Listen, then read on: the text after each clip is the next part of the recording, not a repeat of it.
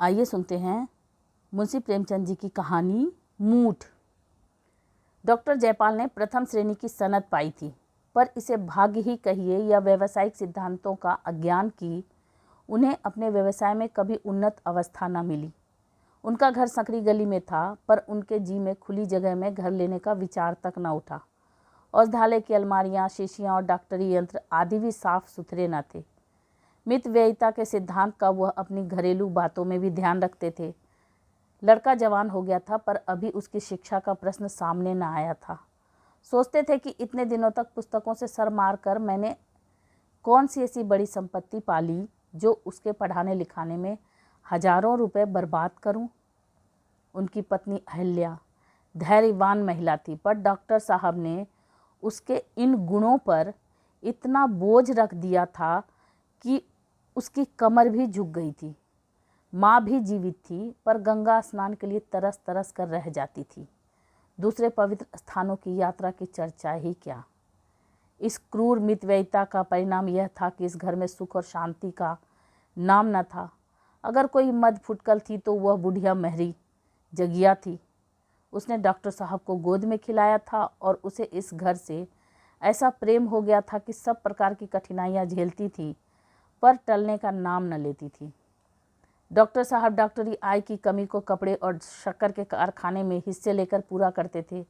आज संयोगवश बम्बई के कारखाने ने उनके पास वार्षिक लाभ के 750 रुपये भेजे। डॉक्टर साहब ने बीमा खोला, नोट गिने, डाकिये को विदा किया, पर डाकिये के पास रुपए अधिक थे, बोझ से दबा जाता था।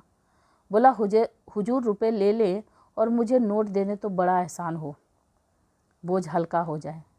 डॉक्टर साहब डाकिये को प्रसन्न रखा करते थे, उन्हें मुफ्त दवाइयाँ दिया करते थे। सोचा कि हाँ, मुझे बैंक जाने के लिए तांगा मंगाना ही पड़ेगा, क्यों न बिन कौड़ी के उपकार वाले सिद्धांत से काम लूँ। रुपए गिनकर एक थैली में रख दिए और सोच ही रहे थे कि चलूँ उन्हें बैंक में रखता आऊँ कि एक रोगी ने बुला भेजा। ऐसे अवसर यहाँ कदाचित ही आते थे। यद्यपि डॉक्टर साहब को बक्स पर भरोसा न था, पर विवश होकर थैली बक्स में रखी और रोगी को देखने चले गए। वहाँ से लौटे तो 3 बज चुके थे, बैंक बंद हो चुका था। आज रुपए किसी तरह जमा न हो सकते थे। प्रतिदिन की भांति औषधालय में बैठ गए। 8 बजे रात को जब घर के भीतर जाने लगे तो थैली को घर ले जाने के लिए बक्स से निकाला। थैली कुछ हल्की जान पड़ी। तत्काल उसे दवाइयों के तराजू पर तौला। होश उड़ गए। पूरे 500 रुपये कम थे। विश्वास न हुआ। थैली खोलकर रुपए गिने, 500 रुपये कम निकले। विक्षिप्त अधीरता के साथ बक्स के दूसरे खानों को टटोला, परंतु व्यर्थ। निराश होकर एक कुर्सी पर बैठ गए और स्मरण शक्ति को एकत्र करने के लिए आंखें बंद कर दी और सोचने लगे, मैंने रुपए कहीं अलग तो नहीं रखे, डाकिये ने रुपए कम तो नहीं दिए, मैंने गिनने में भूल तो नहीं की। मैंने 25-25 रुपये की गड्डियाँ लगाई थी, पूरी 30 गड्डियाँ थीं, खूब याद है। मैंने एक एक गड्डी गिनकर थैली में रखी। स्मरण शक्ति मुझे धोखा नहीं दे रही, सब मुझे ठीक ठीक याद है। बक्स का ताला भी बंद किया था, किंतु ओह, अब समझ में आ गया। कुंजी मेज पर ही छोड़ दी। जल्दी के मारे उसे जेब में रखना भूल गया। वह अभी तक मेज पर पड़ी है। बस यही बात है, कुंजी जेब में डालने की याद नहीं रही, परंतु ले कौन गया। बाहर दरवाजे बंद थे। घर में धड़े रुपए पैसे कोई छूता नहीं। आज तक कभी ऐसा अवसर नहीं आया। अवश्य यह किसी बाहरी आदमी का काम है। हो सकता है कि कोई दरवाज़ा खुला रह गया हो, कोई दवा लेने आया हो, कुंजी मेज पर पड़ी देखी हो और बक्स खोलकर रुपए निकाल लिए हों। इसी से मैं रुपए नहीं लिया करता, कौन ठिकाना डाकिये की ही करतूत हो। बहुत संभव है, उसने मुझे बक्स में थैली रखते देखा था। रुपए जमा हो जाते तो मेरे पास पूरे 1000 रुपये हो जाते। ब्याज जोड़ने में सरलता होती। क्या करूं, पुलिस को खबर दूं? व्यर्थ बैठे बिठाए उलझन मोल ले ली है। टोले भर के आदमियों की दरवाजे पर भीड़ होगी। 10-5 आदमियों को गालियां खानी पड़ेगी और फल कुछ नहीं। तो क्या धीरज धरकर बैठ रहूं? कैसे धीरज धरूं? यह कोई सेंत मेंत मिला धन तो नहीं था। हराम की कौड़ी होती तो समझता कि जैसे आई वैसे गई। यहाँ एक एक पैसा अपने पसीने का है। मैं जो इतनी मितव्ययिता से रहता हूँ, इतने कष्ट से रहता हूँ, कंजूस प्रसिद्ध हूँ, घर के आवश्यक व्यय में भी काट छाँट करता हूँ, क्या इसलिए कि किसी उचक्के के लिए मनोरंजन का सामान जुटाऊँ? मुझे रेशम से घृणा नहीं, न मेवे ही अरुचिकर हैं, न अजीर्ण का रोग है कि मलाई खाऊं और अपच हो जाए, न आँखों में दृष्टि कम है कि थिएटर और सिनेमा का आनंद ना उठा सकूं। मैं सब ओर से अपने मन को मारे रहता हूँ, इसलिए तो कि मेरे पास 4 पैसे हो जाए, काम पड़ने पर किसी के आगे हाथ ना फैलाना पड़े, कुछ जायदाद ले सकूं और नहीं तो अच्छा घर ही बनवा लूं। पर इस तरह मन मारने का यह फल गाढ़े परिश्रम के रुपए लूट जाएं। अन्याय है कि मैं यूँ दिन दहाड़े लूट जाऊं और उस दुष्ट का बाल भी टेढ़ा ना हो। उसके घर दिवाली हो रही होगी, आनंद मनाया जा रहा होगा, सब के सब बगले बजा रहे होंगे। डॉक्टर साहब बदला लेने के लिए व्याकुल हो गए। मैंने कभी किसी फकीर को, किसी साधु को दरवाजे पर खड़ा होने नहीं दिया। अनेक बार चाहने पर भी मैंने कभी मित्रों को अपने यहाँ निमंत्रित नहीं किया। कुटुंबियों और संबंधियों से सदा बचा रहा था। क्या इसलिए? उसका पता लग जाता तो मैं एक विषैली सुई से उसके जीवन का अंत कर देता, किंतु कोई उपाय नहीं। जुल्हे का गुस्सा दाढ़ी पर। गुप्त पुलिस वाले भी बस नाम ही के हैं, पता लगाने की योग्यता नहीं। इनकी सारी अक्ल राजनीतिक व्याख्यानों और झूठी रिपोर्टों के लिखने में समाप्त हो जाती है। किसी मेस्मेरिज्म जानने वाले के पास चलूं, वह इस उलझन को सुलझा सकता है। सुनता हूँ यूरोप और अमेरिका में बहुधा चोरियों का पता इसी उपाय से लग जाता है, पर यहाँ ऐसा मेस्मेरिज्म का पंडित कौन है? और फिर मेस्मेरिज्म के उत्तर सदा विश्वसनीय नहीं होते। ज्योतिषियों के समान वे भी अनुमान और अटकल के अनंत सागर में डुबकियाँ लगाने लगते हैं। कुछ लोग नाम भी तो निकालते हैं। मैंने कभी उन कहानियों पर विश्वास नहीं किया, परंतु कुछ न कुछ इसमें तत्व हैं अवश्य, नहीं तो इस प्रकृति उपासना के युग में इनका अस्तित्व ही नहीं रहता। आजकल के विद्वान भी तो आत्मिक बल का लोहा मानते जाते हैं, पर मान लो किसी ने नाम बतला ही दिया तो मेरे हाथ में बदला चुकाने का कौन सा उपाय है? अंतर्ज्ञान साक्षी का काम नहीं दे सकता। एक क्षण के लिए मेरे जी को शांति मिल जाने के सिवाय और इनसे क्या लाभ है? हाँ, खूब याद आया। नदी की ओर जाते हुए वह जो एक ओझा बैठता है, उसके कर्तव्य की कहानियाँ प्रायः सुनने में आती हैं। सुनता हूँ गए हुए धन का पता बतला देता है, रोगियों को बात की बात में चंगा कर देता है, चोरी के माल का पता लगा देता है, मूठ चलाता है। मूठ की बड़ी बड़ाई सुनी है। मूठ चली और चोर के मुंह से रक्त जारी हुआ। जब तक वह माल न लौटा दे, रक्त बंद नहीं होता। यह निशाना बैठ जाए तो मेरी हार्दिक इच्छा पूरी हो जाए, मुँह मांगा फल पाऊंगा, रुपए भी मिल जाएं, चोर को शिक्षा भी मिल जाए। उसके यहाँ सदा लोगों की भीड़ लगी रहती है। इसमें कुछ कर्तव्य ना होता तो इतने लोग क्यों जमा होते? उसकी मुखाकृति से एक प्रतिभा बरसती है। आजकल के शिक्षित लोगों को तो इन बातों पर विश्वास नहीं, पर नीच और मूर्ख मंडली में उसकी बहुत चर्चा है। भूत प्रेत आदि की कहानियाँ प्रतिदिन ही सुना करता हूँ। क्यों न उसी ओझे के पास चलूँ? मान लो कोई लाभ ना हुआ तो हानि ही क्या हो जाएगी? जहाँ 500 गए हैं, 2-4 रुपए का खून और सही। यह समय भी अच्छा है, भीड़ कम होगी, चलना चाहिए। जी मैं यह निश्चय करके डॉक्टर साहब उस ओझे के घर की ओर चले। जाड़े की रात थी, 9 बज गए थे। रास्ता लगभग बंद हो गया था। कभी कभी घरों में रामायण की ध्वनि कानों में आ जाती थी। कुछ देर के बाद बिल्कुल सन्नाटा हो गया। रास्ते के दोनों ओर हरे भरे खेत थे। सियारों का हुआना सुनाई पड़ने लगा। जान पड़ता है इनका दल कहीं पास ही है। डॉक्टर साहब को प्रायः दूर से इनका सुरीला स्वर सुनने का सौभाग्य हुआ था, पास से सुनने का नहीं। इस समय इस सन्नाटे में और इतने पास से उनका चीखना सुनकर उन्हें डर लगा। कई बार अपनी छड़ी धरती पर पटकी, पैर धमधमाए। सियार बड़े डरपोक होते हैं, आदमी के पास नहीं आते। पर फिर संदेह हुआ, कहीं इनमें कोई पागल हो तो उसका कांटा तो बचता ही नहीं। यह संदेह होते ही कीटाणु, बैक्टीरिया, पास्टर इंस्टीट्यूट और कसौली की याद उनके मस्तिष्क में चक्कर काटने लगी। वह जल्दी जल्दी पैर बढ़ाए चले जाते थे। एकाएक जी में विचार उठा, कहीं मेरे ही घर में किसी ने रुपए उठा लिए हों तो। वे तत्काल ठिठक गए, पर एक ही क्षण में उन्होंने इसका भी निर्णय कर लिया। क्या हर्ज है, घर वालों को तो और भी कड़ा दंड मिलना चाहिए। चोर की मेरे साथ सहानुभूति नहीं हो सकती, पर घर वालों की सहानुभूति का मैं अधिकारी हूँ। उन्हें जानना चाहिए कि मैं जो कुछ करता हूँ उन्हीं के लिए करता हूँ। रात दिन मरता हूँ तो उन्हीं के लिए मरता हूँ। यदि इस पर भी वो मुझे यूँ धोखा देने के लिए तैयार हों तो उनसे अधिक कृतज्ञ, उनसे अधिक अकृतज्ञ, उनसे अधिक निर्दय और कौन होगा। उन्हें और भी कड़ा दंड मिलना चाहिए, इतना कड़ा, इतना शिक्षाप्रद कि फिर कभी किसी को ऐसा करने का साहस न हो।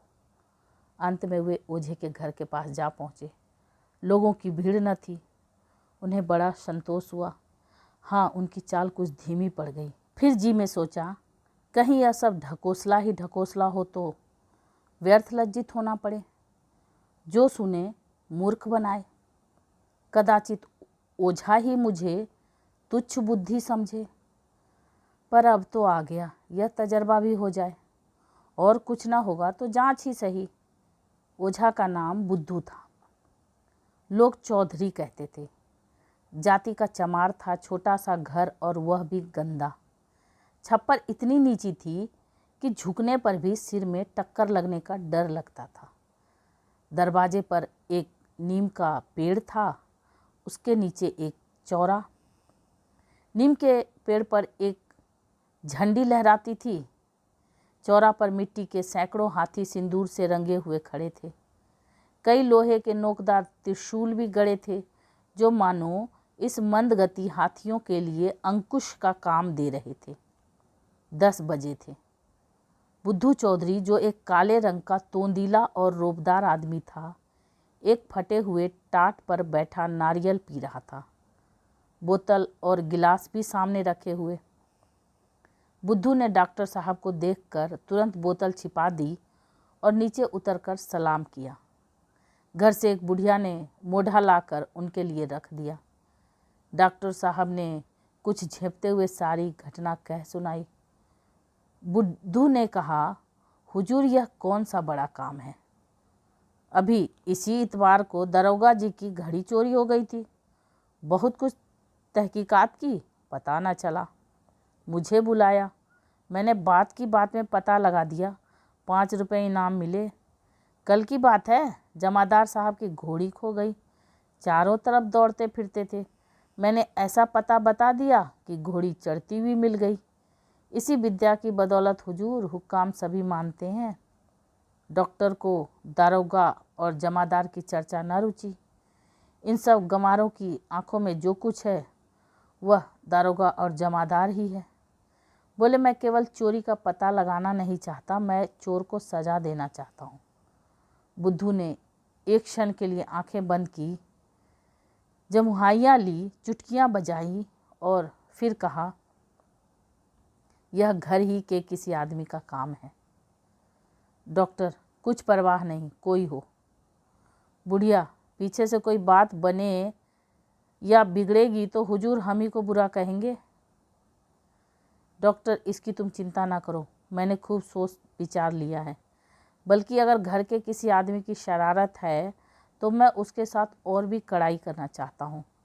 बाहर का आदमी मेरे साथ छल करे तो क्षमा के योग्य है, पर घर के आदमी को मैं किसी प्रकार का क्षमा नहीं कर सकता। बुद्धू, तो हुजूर क्या चाहते हैं? डॉक्टर, बस यही कि मेरे रुपए मिल जाएं और चोर किसी बड़े कष्ट में पड़ जाए। बुद्धू, मूठ चला दूं? बुढ़िया, ना बेटा, मूठ के पास न जाना, न जाने कैसी पड़े कैसी न पड़े। डॉक्टर तुम मूठ चला दो, इसका जो कुछ मेहनताना और इनाम हो मैं देने को तैयार हूँ। बुढ़िया बेटा, मैं फिर कहती हूँ मूठ के फेर में मत पड़। कोई जोखम की बात आ पड़ेगी तो वही बाबूजी फिर तेरे सिर होंगे और तेरे बनाए कुछ न बनेगी। क्या जानता नहीं मूठ का अवतार कितना कठिन है। बुद्धू हाँ बाबूजी, फिर एक बार अच्छी तरह सोच लीजिए। मूठ तो मैं चला दूंगा, लेकिन उसको उतारने का जिम्मा मैं नहीं ले सकता। डॉक्टर अभी तो कह दिया, मैं तुमसे उतरवाने को न कहूँगा, चलाओ भी तो। बुद्धू ने आवश्यक सामान की एक लंबी तालिका बनाई। डॉक्टर साहब ने सामान की अपेक्षा रुपए देना अधिक उचित समझा। बुद्धू राजी हो गया। डॉक्टर साहब चलते चलते बोले, ऐसा मंत्र चलाओ कि सवेरा होते होते चोर मेरे सामने माल लिए हुए आ जाए। बुद्धू ने कहा, आप निशा खातिर रहें। डॉक्टर साहब वहाँ से चले तो 11 बजे थे। जाड़े की रात, कड़ाके की ठंड थी। उनकी माँ और स्त्री दोनों बैठी हुई उनकी राह देख रही थी। उन्होंने जी को बहलाने के लिए बीच में एक अंगीठी रख ली, जिसका प्रभाव शरीर की अपेक्षा विचार पर अधिक पड़ता था। यहाँ कोयला विलासी पदार्थ समझा जाता था। बुढ़िया महरी जगिया वहीं फटा टाट का टुकड़ा ओढ़े पड़ी थी। वह बार बार उठकर अपनी अंधेरी कोठरी में जाती, आले पर कुछ टटोल कर देखती और फिर अपनी जगह पर आकर पड़ रहती। बार बार पूछती, कितनी रात गई होगी। जरा भी खटका होता तो चौंक पड़ती और चिंतित दृष्टि से इधर उधर देखने लगती। आज डॉक्टर साहब ने नियम के प्रतिकूल क्यों इतनी देर लगाई, इसका सबको आश्चर्य था। ऐसे अवसर बहुत कम आते थे कि उन्हें रोगियों के देखने के लिए रात को जाना पड़ता हो। यदि कुछ लोग उनकी डॉक्टरी के कायल भी थे तो वे रात को उस गली में आने का साहस न करते थे। सभा सोसाइटियों में जाने को उन्हें रुचि न थी। मित्रों से भी उनका मेल जोल न था। माँ ने कहा, जाने कहाँ चला गया, खाना बिल्कुल पानी हो गया। अहल्या, आदमी जाता है तो कहकर जाता है, आधी रात से ऊपर हो गई। माँ, कोई ऐसी ही अटक हो गई होगी, नहीं तो वह कब घर से बाहर निकलता है। अहल्या, मैं तो अब सोने जाती हूँ, उनका जब जी चाहे आए, कोई सारी रात बैठा पहरा देगा। यही बातें हो रही थी कि डॉक्टर साहब घर आ पहुँचे। अहल्या संभल बैठी, जगिया उठकर खड़ी हो गई और उनकी ओर सहमी हुई आंखों से ताकने लगी। माँ ने पूछा, आज कहाँ इतनी देर लगा दी। डॉक्टर, तुम लोग तो सुख से बैठी हो ना, हमें देर हो गई इसकी तुम्हें क्या चिंता। जाओ सुख से सो, इन ऊपरी दिखावटी बातों से मैं धोखे में नहीं आता। अवसर पाओ तो गला काट लो, इस पर चलियो बात बनाने। माँ ने दुखी होकर कहा, बेटा ऐसी जी दुखाने वाली बातें क्यों करते हो। घर में कौन तुम्हारा बैरी है जो तुम्हारा बुरा चेतेगा। डॉक्टर, मैं किसी को अपना मित्र नहीं समझता, सभी मेरे बैरी हैं, मेरे प्राणों के ग्राहक हैं। नहीं तो क्या आँख ओझल होते ही मेरे मेज से 500 रुपये उड़ जाएं। दरवाजे बाहर से बंद थे, कोई गैर आया नहीं, रुपए रखते ही उड़ गए। जो लोग इस तरह मेरा गला काटने पर उतारू हो तो उन्हें क्यों कर अपना समझूं। मैंने खूब पता लगा लिया है, अभी एक ओझे के पास से चला आ रहा हूँ। उन्होंने साफ कह दिया कि घर ही के किसी आदमी का काम है।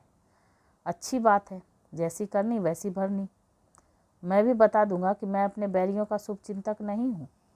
यदि बाहर का आदमी होता तो कदाचित मैं जाने भी देता, पर जब घर के आदमी जिनके लिए रात दिन चक्की पीसता हूँ मेरे साथ ऐसा छल करें तो वो इसी योग्य है कि उनके साथ जरा भी रियायत न की जाए। देखना सवेरे तक चोर की क्या दशा होती है। मैंने ओझे से मूठ चलाने को कह दिया, मूठ चली और उधर चोर के प्राण संकट में पड़े। जगिया घबरा कर बोली, भैया मूठ में जान जोखम है। डॉक्टर, चोर की यही सजा है। जगिया, किस ओझे ने चलाया है। डॉक्टर, बुद्धू चौधरी ने। जगिया, अरे राम, उसकी मूठ का तो उतार ही नहीं। डॉक्टर अपने कमरे में चले गए तो माँ ने कहा, सूम का धन शैतान खाता है। 500 रुपया कोई मुंह मार कर ले गया, इतने में तो मेरे 7 धाम हो जाते। अहल्या बोली, कंगन के लिए बरसों से झींक रही हूँ, अच्छा हुआ मेरी आह पड़ी है। माँ, भला घर में उसके रुपए कौन लेगा। अहल्या, किवाड़ खुले होंगे, कोई आदमी कोई बाहरी आदमी उड़ा ले गया होगा। माँ, उसको विश्वास क्यों कर आ गया कि घर ही के किसी आदमी ने रुपए चुराए हैं। अहल्या, रुपए का लोभ आदमी को शक्की बना देता है। रात को 1 बजा था। डॉक्टर जयपाल भयानक स्वप्न देख रहे थे। एकाएक अहल्या ने आकर कहा, जरा चलकर देखिए जग्या का क्या हाल हो रहा है। जान पड़ता है जीभ ऐंठ गई, कुछ बोलती ही नहीं, आंखें पथरा गई हैं। डॉक्टर चौंक कर उठ बैठे। एक क्षण तक इधर उधर ताकते रहे, मानो सोच रहे थे यह भी स्वप्न तो नहीं है। तब बोले, क्या कहा? जगिया को क्या हो गया है? अहल्या ने फिर जगिया का हाल कहा। डॉक्टर के मुख पर हल्की सी मुस्कुराहट दौड़ पड़ी। बोले, चोर पकड़ा गया, मूठ ने अपना काम किया। और अहल्या, और जो घर ही के किसी आदमी ने ले लिए होते? डॉक्टर, तो उसकी भी यही दशा होती, सदा के लिए सीख जाता। अहल्या, 500 रुपये के पीछे प्राण ले लेते? डॉक्टर, 500 रुपये के लिए नहीं, आवश्यकता पड़े तो 5000 खर्च कर सकता हूँ, केवल छल कपट का दंड देने के लिए। अहल्या, बड़े निर्दयी हो। डॉक्टर, तुम्हें सिर से पैर तक सोने से लाद दूँ तो मुझे भलाई का पुतला समझने लगो, क्यों? खेद है कि मैं तुमसे यह सनद नहीं ले सकता। यह कहते हुए वह जगिया की कोठरी में गए। उनकी हालत उससे कहीं अधिक खराब थी जो अहल्या ने बताई थी। मुख पर मुर्दनी छाई हुई थी, हाथ पैर अकड़ गए थे, नाड़ी का पता न था। उसकी माँ उसे होश में लाने के लिए बार बार उसके मुख पर पानी के छींटे दे रही थी। डॉक्टर ने यह हालत देखी तो होश उड़ गए। उन्हें अपने उपाय की सफलता पर प्रसन्न होना चाहिए था। जगिया ने रुपए चुराए, इसके लिए अब अधिक प्रमाण की आवश्यकता न थी, परंतु मूठ इतनी जल्दी प्रभाव डालने वाली और घातक वस्तु है, इसका उन्हें अनुमान भी न था। वे चोर को एड़ियां रगड़ते, पीड़ा से कराहते और तड़पते देखना चाहते थे। बदला लेने की इच्छा आशातीत सफल हो रही थी, परंतु वहाँ नमक की अधिकता थी जो कौर को मुंह के भीतर धंसने नहीं देती।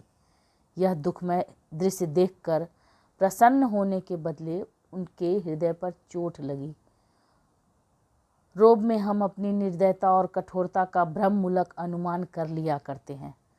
प्रत्यक्ष घटना विचार से कहीं अधिक प्रभावशालिनी होती है। रणस्थल का विचार कितना कवित्वमय है, युद्धावेश का काव्य कितनी गर्मी उत्पन्न करने वाला है, परंतु कुचले हुए शव के कटे हुए अंग प्रत्यंग देखकर कौन मनुष्य है जिसे रोमांच न हो आवे। दया मनुष्य का स्वाभाविक गुण है। इसके अतिरिक्त इसका उन्हें अनुमान न था कि जगिया जैसी दुर्बल आत्मा मेरे रोष पर बलिदान होगी। वह समझते थे मेरे बदले का वार किसी सजीव मनुष्य पर होगा। यहाँ तक कि वे अपने स्त्री और लड़के को भी इस वार के योग्य समझते थे, पर मरे को मारना, कुचले को कुचलना उन्हें अपना प्रतिघात मर्यादा के विपरीत जान पड़ा। जगिया का यह काम क्षमा के योग्य था। जिसे रोटियों के लाले हों, कपड़ों को तरसे, जिसकी आकांक्षा का भवन सदा अंधकारमय रहा हो, जिसकी इच्छाएं कभी पूरी न हुई हों, उसकी नीयत बिगड़ जाए तो आश्चर्य की बात नहीं। वे तत्काल औषधालय में गए। होश में लाने की जो अच्छी अच्छी औषधियाँ थी उनको मिलाकर एक मिश्रित नई औषधि बना लाए, जगिया के गले में उतार दी। कुछ लाभ न हुआ। तब विद्युत यंत्र ले आए, उसकी सहायता से जगिया को होश में लाने का यत्न करने लगे। थोड़ी ही देर में जगिया की आंखें खुल गईं। उसने सहमी हुई दृष्टि से डॉक्टर को देखा, जैसे लड़का अपने अध्यापक की छड़ी की ओर देखता है, और उखड़े हुए स्वर में बोली, हाय राम, कलेजा फूंका जाता है। अपने रुपए ले ले, आले पर एक हांडी में है, उसी में रखे हुए हैं। मुझे अंगारों से मत जला। मैंने तो यह रुपए तीर्थ करने के लिए चुराए थे। क्या तुझे तरस नहीं आता? मुट्ठी भर रुपयों के लिए मुझे आग में जला रहा है। मैं तुझे ऐसा काला ना समझती थी। हाय राम। यह कहते कहते वह फिर मूर्छित हो गई। नाड़ी बंद हो गई, ओंठ नीले पड़ गए, शरीर के अंगों में खिंचाव होने लगा। डॉक्टर ने दीन भाव से अहल्या की ओर देखा और बोले, मैं तो अपने सारे उपाय कर चुका, अब इसे होश में लाना मेरी सामर्थ्य के बाहर है। मैं क्या जानता था कि ये अभागी मूठ इतनी घातक होती है। कहीं इसकी जान पर बन गई तो जीवन भर पछताना पड़ेगा। आत्मा की ठोकरों से कभी छुटकारा न मिलेगा। क्या करूं, बुद्धि कुछ काम नहीं करती। अहिल्या, सिविल सर्जन को बुलाओ, कदाचित वह कोई अच्छी दवा दे दे। किसी को जानबूझकर आग में ढकेलना न चाहिए। डॉक्टर, सिविल सर्जन इससे अधिक और कुछ नहीं कर सकता जो मैं कर चुका। हर घड़ी इसकी दशा और गिरती जाती है। न जाने हत्यारे ने कौन सा मंत्र चला दिया। उसकी माँ मुझे बहुत समझाती रही, पर मैंने क्रोध में उसकी बातों की जरा भी परवाह न की। माँ, बेटा तुम उसी को बुलाओ जिसने मंत्र चलाया है। पर क्या किया जाएगा, कहीं मर गई तो हत्या सिर पर पड़ेगी, कुटुंब को सदा सताएगी। 2 बज रहे थे। ठंडी हवा हड्डियों में चुभी जाती थी। डॉक्टर लंबे पांव बुद्धू चौधरी के घर की ओर चले जाते थे। इधर उधर व्यर्थ आंखें दौड़ाते थे कि कोई इक्का या तांगा मिल जाए। उन्हें मालूम होता था कि बुद्धू का घर बहुत दूर हो गया। कई बार धोखा हुआ, कहीं रास्ता तो नहीं भूल गया। कई बार इधर आया हूँ, यह बाग तो कभी नहीं मिला। लेटर बक्स भी सड़क पर कभी नहीं देखा। यह पुल तो कदापि न था। अवश्य राह भूल गया, किससे पूछूं। वे अपनी स्मरण शक्ति पर झुंझलाए और उसी ओर थोड़ी दूर तक दौड़े। पता नहीं दुष्ट इस समय मिलेगा भी या नहीं। शराब में मस्त पड़ा होगा। कहीं इधर बेचारी चल न बसी हो। कई बार इधर उधर घूम जाने का विचार हुआ, पर अंतः प्रेरणा ने सीधी राह से हटने न दिया। यहाँ तक कि बुद्धू का घर दिखाई पड़ा। डॉक्टर जयपाल की जान में जान आई। बुद्धू के दरवाजे पर जाकर जोर से कुंडी खटखटाई। भीतर से कुत्ते ने असभ्यतापूर्ण उत्तर दिया, पर किसी आदमी का शब्द न सुनाई दिया। फिर जोर जोर से किवाड़ खटखटाए। कुत्ता और भी तेज पड़ा। बुढ़िया की नींद टूटी। बोली, यह कौन इतनी रात गए किवाड़ तोड़े डालता है? डॉक्टर, मैं हूँ जो कुछ देर हुई तुम्हारे पास आया था। बुढ़िया ने बोली, पहचानी, समझ गई इनके घर की किसी आदमी पर विपत पड़ी, नहीं तो इतनी रात गए क्यों आते। पर अभी तो बुद्धू ने मूठ चला ही नहीं, उसका असर क्यों कर हुआ। समझाती थी तब ना माने। खूब फंसे। उठकर कुप्पी जलाई और उसे लिए बाहर निकली। डॉक्टर साहब ने पूछा, बुद्धू चौधरी सो रहे हैं, जरा उन्हें जगा दो। बुढ़िया, ना बाबूजी, इस वक्त मैं न जगाऊंगी, मुझे कच्चा ही खा जाएगा। रात को लाट साहब भी आवे तो भी नहीं उठता। डॉक्टर साहब ने थोड़ी शब्दों में पूरी घटना कह सुनाई और बड़ी नम्रता के साथ कहा कि बुद्धू को जगा दे। इतने में बुद्धू अपने ही आप बाहर निकल आया और आंखें मलता हुआ बोला, कहिए बाबूजी, क्या हुक्म है। बुढ़िया ने चिढ़कर कहा, तेरी नींद आज कैसे खुल गई? मैं जगाने गई होती तो मारने उठता। डॉक्टर, मैंने सब माजरा बुढ़िया से कह दिया है, इसी से पूछो। बुढ़िया, कुछ नहीं, तूने मूठ चलाई थी, रुपए इनके घर की महरी ने लिए हैं, अब उसका अबतब हो रहा है। डॉक्टर, बेचारी मर रही है, कुछ ऐसा उपाय करो कि उसके प्राण बच जाएं। बुद्धू, यह तो आपने बुरी सुनाई, मूठ को फेरना सहज नहीं है। बुढ़िया, बेटा जान जोखिम है, क्या तू जानता नहीं? क्या उल्टे फेरने वाले पर ही तो पड़े, जान बचाना ही कठिन हो जाए। डॉक्टर, अब उसकी जान तुम्हारे ही बचाए बचेगी, इतना धर्म करो। बुढ़िया, दूसरे की जान के खातिर कोई अपनी जान गड्ढे में डालेगा? डॉक्टर, तुम रात दिन यही काम करते हो, तुम उसके दांव घात सब जानते हो, मार भी सकते हो, जिला भी सकते हो। मेरा तो इन बातों पर बिल्कुल विश्वास ही न था, लेकिन तुम्हारा कमाल देखकर दंग रह गया। तुम्हारे हाथों कितने ही आदमियों का भला होता है, उस गरीब बुढ़िया पर दया करो। बुद्धू कुछ पसीजा, पर उसकी माँ मामलेदारी में उससे कहीं अधिक चतुर थी। डरी नहीं, कहीं यह नरम होकर मामला बिगाड़ न दे। उसने बुद्धू को कुछ कहने का अवसर न दिया। बोली, यह सब तो ठीक है, पर हमारे भी बाल बच्चे हैं, न जाने कैसी पड़े कैसी ना पड़े, वह हमारे सिर आवेगी ना। आप तो अपना काम निकाल कर अलग हो जाएंगे, मूठ फेरना हंसी नहीं है। बुद्धू, हाँ बाबूजी, बड़े जोखिम का काम है। डॉक्टर, काम जोखिम का है तो मुफ्त में नहीं करवाना चाहता। बुढ़िया, आप बहुत देंगे तो 150 देंगे, इतने में हम कै दिन खाएंगे। मूठ फेरना सांप के बिल में हाथ डालना है, आग में कूदना है। भगवान की ऐसी ही निगाह हो तो जान बचती है। डॉक्टर, तो माताजी, मैं तुमसे बाहर नहीं होता हूँ, जो कुछ तुम्हारी मर्जी हो वह कहो, मुझे तो उस गरीब की जान बचानी है। यहाँ बातों में देर हो रही है, वहाँ मालूम नहीं उसका क्या हाल होगा। बुढ़िया, देर तो आप ही कर रहे हैं, आप बात पक्की कर दें तो यह आपके साथ चला जाए। आपकी खातिर यह जोखिम अपने सिर ले रही हूँ, दूसरा होता तो झट इनकार कर जाती। आपके मुलाहजे में पड़कर जानबूझकर जहर पी रही हूँ। डॉक्टर साहब को एक क्षण एक वर्ष जान पड़ रहा था। बुद्धू को उसी समय अपने साथ ले जाना चाहते थे। कहीं उसका दम निकल गया तो यह जाकर क्या बनाएगा। उस समय उनकी आंखों में रुपये का कोई मूल्य न था। केवल यही चिंता थी कि जगिया मौत के मुंह से निकल आए। जिस रुपये पर वह अपनी आवश्यकता और घर वालों की आकांक्षाएं निछावर करते, उसे दया के आवेश ने बिल्कुल तुच्छ बना दिया था। बोले, तुम ही बतलाओ अब मैं क्या कहूँ, पर जो कुछ कहना हो झटपट कह दो।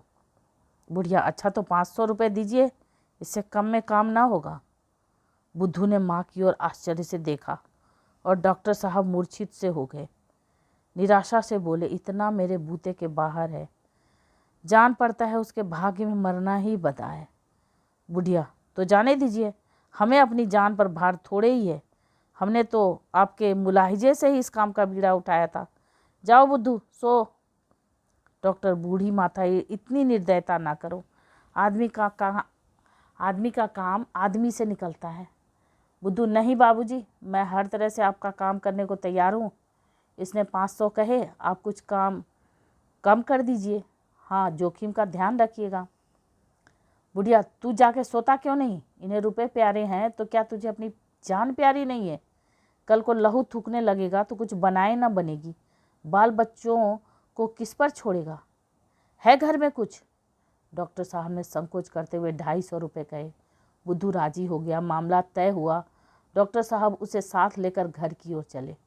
उन्हें ऐसी आत्मिक प्रसन्नता कभी न मिली थी। हारा हुआ मुकदमा जीतकर अदालत से लौटने वाला मुकदमेबाज भी इतना प्रसन्न न होगा। लपके चले जाते थे। बुद्धू से बार बार तेज चलने को कहते। घर पहुंचे तो जगिया को बिल्कुल मरने के निकट पाया। जान पड़ता था यही सांस अंतिम सांस है। उनकी माँ और स्त्री दोनों आंसू भरे निराश बैठी थी। बुद्धू को दोनों ने विनम्र दृष्टि से देखा। डॉक्टर साहब के भी आंसू न रुक सके। जगिया की ओर झुके तो आंसू की बूंदें उसके मुरझाए हुए पीले मुख पर टपक पड़ी। स्थिति ने बुद्धू को सजग कर दिया। बुढ़िया के देह पर हाथ रखते हुए बोला, बाबूजी, अब मेरा किया कुछ नहीं हो सकता, यह दम तोड़ रही है। डॉक्टर साहब ने गिड़गिड़ाकर कहा, नहीं चौधरी, ईश्वर के नाम पर अपना मंत्र चलाओ। इसकी जान बच गई तो सदा के लिए मैं तुम्हारा गुलाम बना रहूँगा। बुद्धू, आप मुझे जानबूझकर जहर खाने को कहते हैं। मुझे मालूम ना था कि मूठ के देवता इस वक्त इतने गर्म हैं। वह मेरे मन में बैठे कह रहे हैं, तुमने हमारा शिकार छीना तो हम तुम्हें निगल जाएंगे।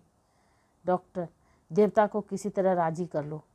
बुद्धू, राजी करना बड़ा कठिन है। 500 रुपये दे दीजिए तो इसकी जान बचे। उतारने के लिए बड़े बड़े जतन करने पड़ेंगे। डॉक्टर, 500 रुपये दे दूं तो इसकी जान बचा दोगे? बुद्धू, हाँ, शर्त बंद कर। डॉक्टर साहब बिजली की तरह लपक कर अपने कमरे में आ गए और 500 रुपये की थैली लाकर बुद्धू के सामने रख दी। बुद्धू ने विजय की दृष्टि से थैली को देखा, फिर जगिया का सर अपनी गोद में रखकर उस पर हाथ फेरने लगा। कुछ बुदबुदा कर छू छू करता जाता था। एक क्षण में उसकी सूरत डरावनी हो गई, लपटें से निकलने लगी, बार बार अंगड़ाइयाँ लेने लगा। इसी दशा में एक बेसुरा गाना आरंभ किया, पर हाथ जगिया के सर पर ही था।